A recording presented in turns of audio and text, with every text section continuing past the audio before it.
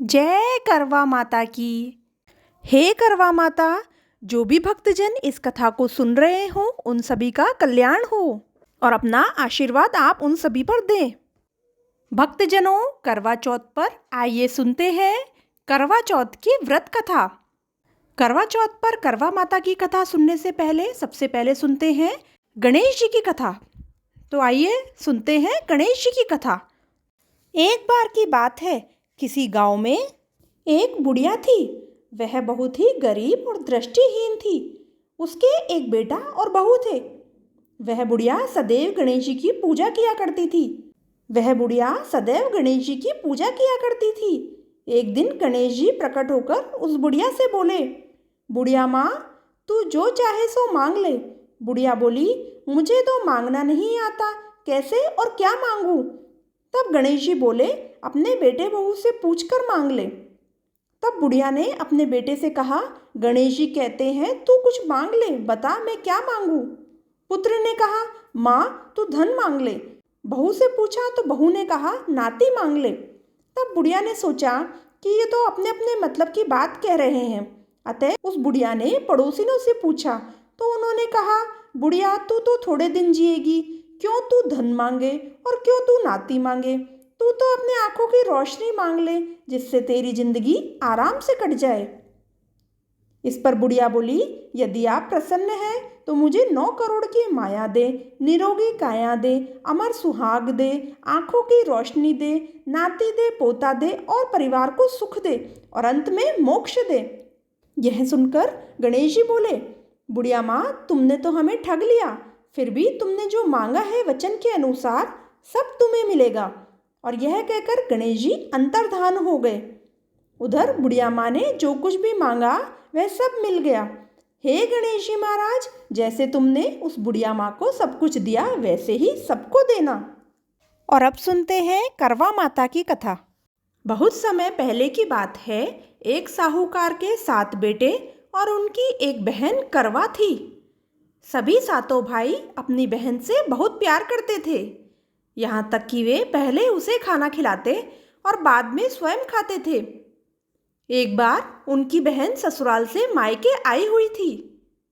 शाम को जब भाई अपना व्यापार व्यवसाय बंद करके घर आए तो उन्होंने देखा कि उनकी बहन बहुत व्याकुल थी।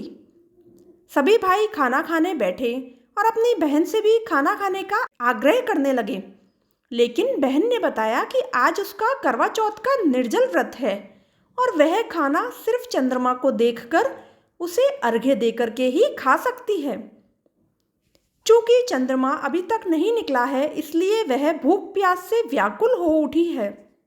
सबसे छोटे भाई से अपनी बहन की हालत देखी नहीं गई और वह दूर पीपल के पेड़ पर एक दीपक जलाकर चलनी की ओट में रख देता है।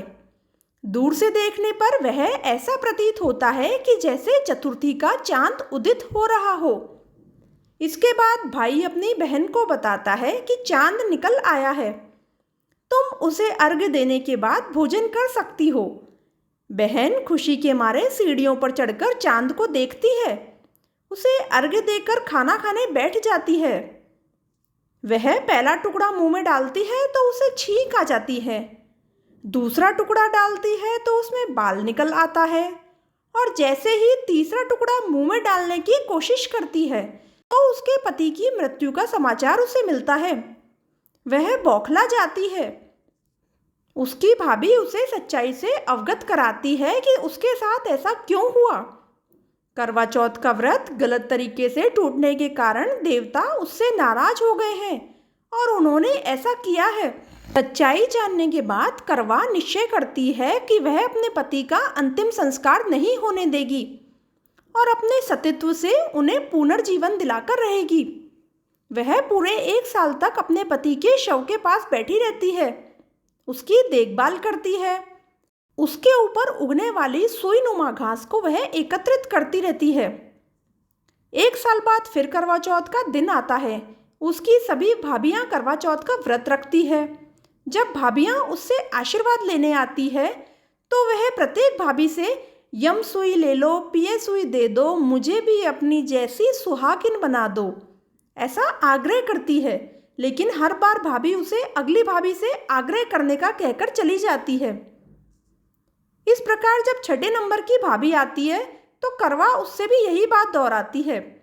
यह भाभी उसे बताती है कि चूंकि सबसे छोटे भाई की वजह से उसका व्रत टूटा था, अतः उसकी पत्नी में ही शक्ति है कि वह तुम्हारे पति को दोबारा जीवित कर सकती है।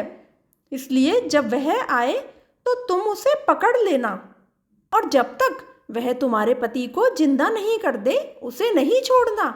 ऐसा कहकर वह चली जाती है। सबसे अंत में छोटी भाभी आती है। करवा उनसे भी सुहागिन बनने का आग्रह करती है, लेकिन वह टालम टोली करने लगती है। इसे देख करवा उन्हें जोर से पकड़ लेती है और अपने सुहाग को जिंदा करने के लिए कहती है। भाभी उससे छुड़ाने के लिए नोचती है, खसोटती है, लेकिन करवा नहीं छोड़ती है। अंत में उसकी तपस्या को देख भाभी पसीज जाती है और अपनी छोटी उंगली को चीरकर उसमें से अमृत उसके पति के मुंह में डाल देती है। करवा का पति तुरंत श्री गणेश कहता हुआ उठ जाता है। इस प्रकार प्रभु कृपा से उसकी छोटी भाभी के माध्यम से करवा को अपना सुहाग वापस मिल जाता है। हे श्री गणेश गौरी माँ, जिस प्रकार करवा को चिर सुहागन का वरदान आपसे मिला है, वैसा ही सब सुहागिनों को मिले। करवा माता सभी का कल्याण करे, इसी कामना के साथ। इसी तरह की सभी व्रत कथाओं को सुनने के लिए चैनल को सब्सक्राइब जरूर करें।